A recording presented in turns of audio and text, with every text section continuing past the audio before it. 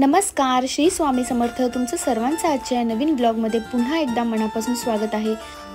तर आज आहे रविवार आणि रविवारची सकाळ म्हणजे खूप जास्त गडबड असते, कारण शक्यतो रविवारी आमच्याकडे मटणच बनतं. आणि मी नाशिकला आल्यानंतर पप्पांना म्हणजे पहिला जो रविवार येतो नाशिकला गेल्यानंतर, त्या पहिल्या रविवारीच माझा हट्ट असतो पप्पांकडे की पप्पा तुमच्या हाताने मटण बनवा. पप्पा खूप सुंदर आणि टेस्टी मटण बनवतात, एकदम ऑथेंटिक स्टाईलमध्ये.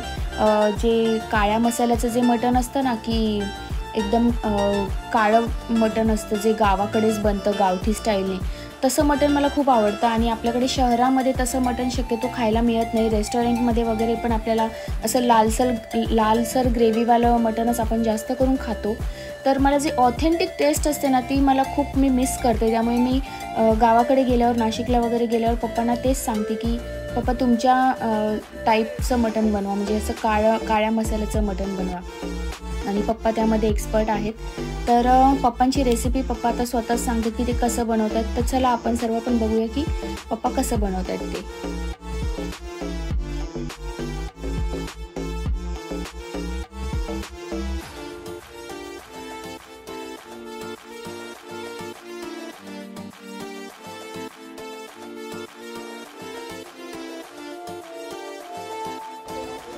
खादाड खाऊ कंपनी.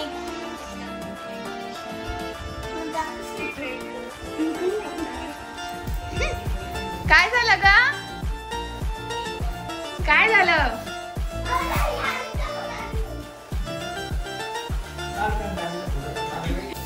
आता आपला कांदा लाल झाला.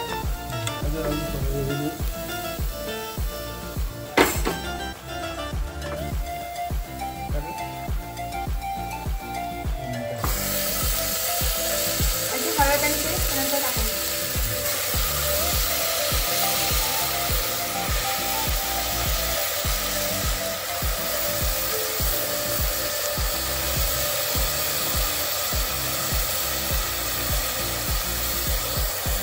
थोड़ा गैस बारीक करके काढू.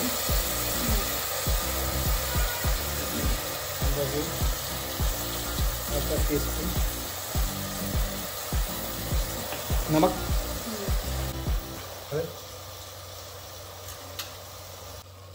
धनिया पाउडर,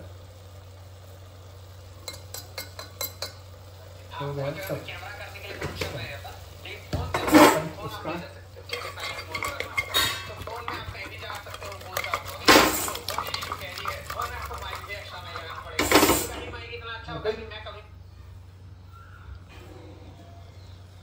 आता याला पाणी टाकून झाकण ठेवून द्यायचं. तर मसाल्यांचं व्यवस्थित कोटिंग झालं पाहिजे ना त्या मटनला.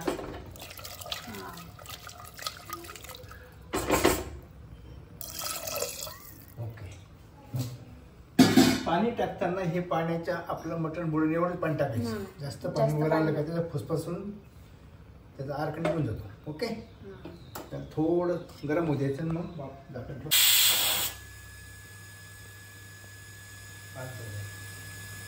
एवढंच खोबरं घ्यायचं अर्धा किलो मटनला. ठीक आहे. हे पण घेतलंय. आणि असं जाळून घ्यायचं काळं मटण व्हायला. काळं होतं आणि जंतू नाही सगळं. आता गॅस बारीक कर.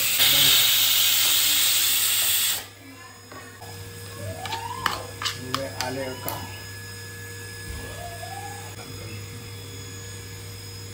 कोथिंबीर. हा म्हणजे मिक्सर मध्ये चांगलं व्यवस्थित बारीक होतो. गरम आहे.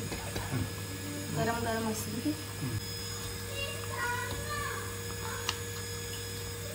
पिस्ता ग्राइंड करून घेऊ, नंतर टाकूया. आता झालं पूर्ण भाजून. हे पण आपण मिक्सर मध्ये क्रश करणार ना. हो. जरा थंड होऊ दे.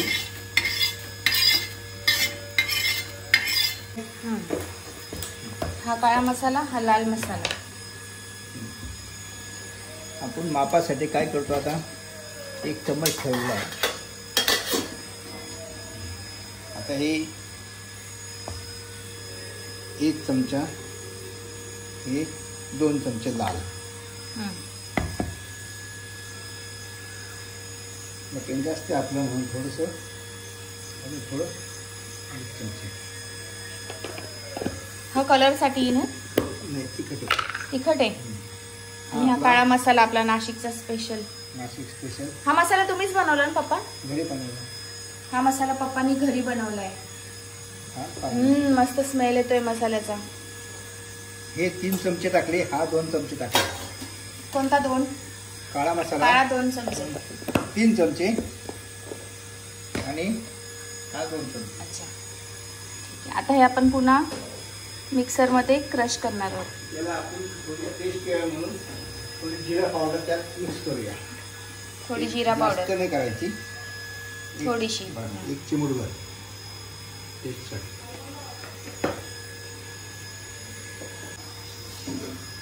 त्यात आपण हाताने टाकतो. ओके. अंदाजाने टाकलं. अंदाजाने टाकायचं नुसतं, मला जसं मीठ लागेल तसं. ओके. आता हे आपण बारीक करून घेऊया मिक्सरमध्ये.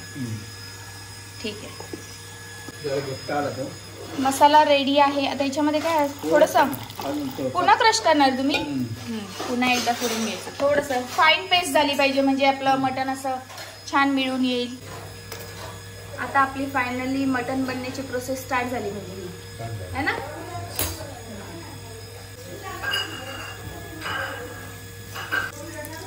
काय काय टाकले बाप्पा याच्यामध्ये? खडे मसाले. खडे मसाले बनायचे. खडे मसाले टाकले आणि मग हा जातोय आपला मसाला.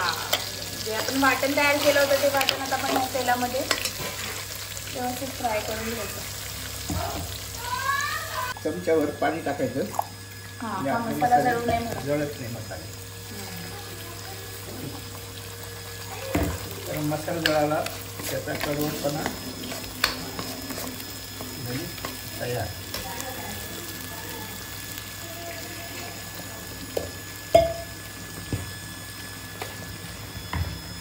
आता यामध्ये एव्हरेस्टचा मटण मसाला तुम्हाला जसं लागत तसं टाकत जा.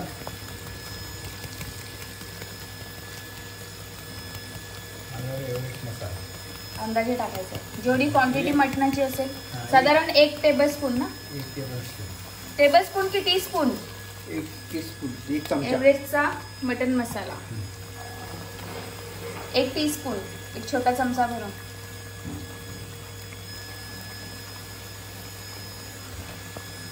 चहा प्यायचा तुला? नाही ठेवणार आहे का सांग. हो ठेवणार आहे थोड्या वेळ, 5-10 मिनिट, 5 मिनिटं.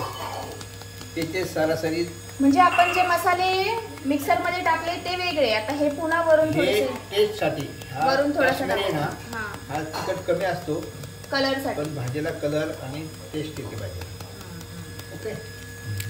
जास्त नाही वापरले, एक चमचा 1.5 चमचा वापरले खूप झालं. ठीक आहे. मंद गॅसवर शिजू द्यायचं. व्यवस्थित तेल येईपर्यंत, तेल सुटेपर्यंत या मसाल्याला बारीक गॅसवर फ्राय करायचं. ओके. सुगंध तर खूप छान येतोय बाप्पा. आत्ताच छान सुगंध सुटलाय आत्ताच मसाल्यांचा.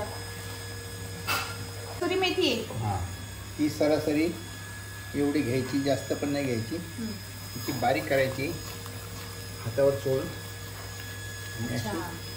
कसुरी मेथी ही तुम्ही विकत आणली आहे? नाही, घरी बनवली. अरे वा. मेथी ओली आणून ती वाळवली. अच्छा. मेथी वाळवली आणि ती कशी भरून ठेवली आहे. तेव्हा म्हणजे प्रत्येक भाजीमध्ये आपण यूज करू शकतो. काळ्या मसाल्याच्या भाजीमध्ये कसुरी मेथी अशा प्रकारे आपण यूज करू शकतो. मेथीची भाजी आणायची, साफ करायची आणि उन्हामध्ये कडक वाळवायची. झाली कसुरी मेथी. बनली का? आता आपला मसाला व्यवस्थित फ्राय होतो इकडे.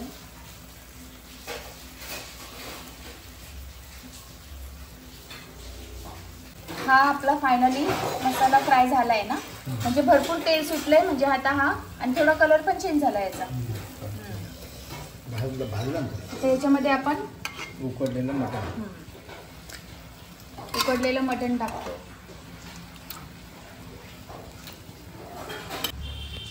सूप प्यायचं का गुन्हा?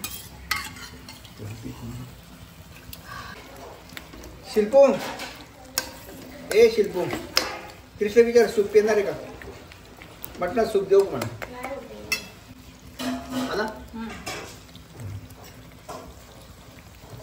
पण थोडा वेळ मटण फ्राय होऊ द्यायचं ना मसाल्यामध्ये. 2 मिनिट 2 मिनिटासाठी थोडंसं व्यवस्थित फ्राय होऊ द्यायचं. म्हणजे प्रत्येक पीसमध्ये मसाला लागला पाहिजे. मिक्स होत होतं.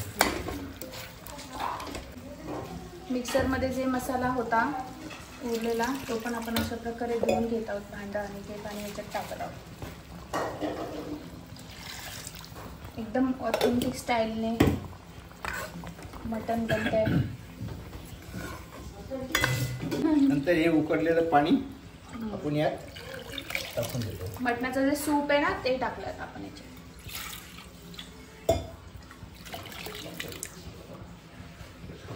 अंदाज घ्यायचा आपल्याला किती पाहिजे, किती पातळ पाहिजे, किती घट्ट पाहिजे त्याप्रमाणे पाणी ऍड करायचं. पाणी यूज करू शकतो त्याच्यामध्ये. अजून हे भरपूर घट्ट आहे कारण उकळायचं अजून ते. आपण थोडं पाणी ॲड करूया. तरी आत्ताच किती छान दिसते पप्पा.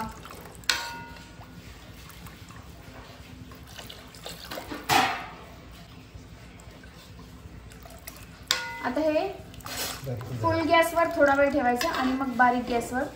उकळी आली का बारीक गॅस टाकायचा. उकळी आली की बारीक गॅस म्हणजे तरी व्यवस्थित अजून तयार होते मटणामध्ये. कन्सिस्टन्सी नीट चेक करून घ्यायची कोणाला कसं. आता यात तुम्हाला वाटलं मीठ कमी आहे, थोडं टेस्ट घालून थोडं टेस्ट बघायची. मीठ कमी असेल तर त्या भाजीला आपल्या मीठ थोडं कमी आहे.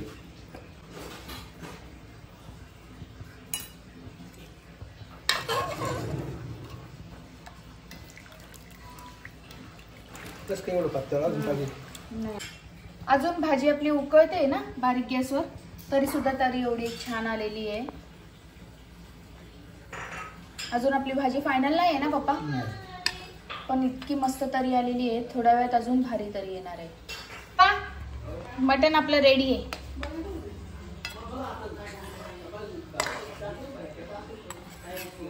पप्पा एकदम परफेक्ट कन्सिस्टन्सी झालेली आहे. अजून पातळ पाहिजे का तुम्हाला. रेडी आहे मटण. ठीक आहे.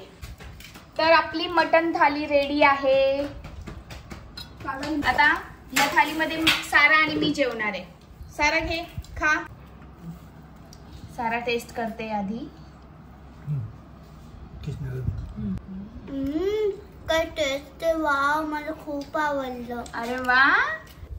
तर आता आम्ही मटण थाली एन्जॉय करतो. तुम्हाला पप्पांची रेसिपी कशी वाटली ते मला नक्की कमेंटद्वारे कळवा. आणि हो व्हिडिओ आवडला असेल तर नक्की लाईक शेअर आणि सबस्क्राईब करा. Bye bye.